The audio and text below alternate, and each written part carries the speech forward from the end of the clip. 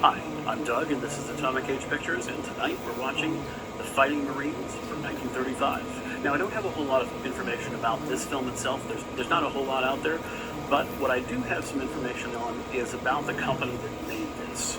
The Fighting Marines was made by a little company called Mascot Pictures, and Mascot started in 1927, and they kind of specialized in B-westerns and serials. And in fact, their 1929 serial King of the Congo was the first serial to feature synchronized sound, so they were kind of ahead of the curve in terms of technology.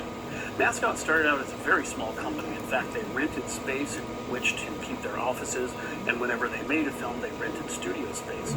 But eventually they grew large enough to take over the Sennett Studios, made famous by Mack Sennett and his Keystone Cops.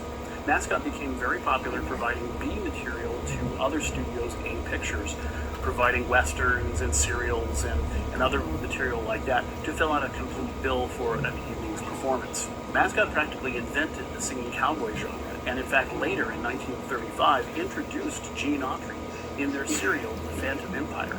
However, in 1935, under pressure from their film laboratory and Consolidated Film Industries, Mascot merged with Monogram Pictures, Liberty Pictures, Chesterfield Pictures, Invincible Pictures to form Republic Pictures, the famous serial studio that we know today.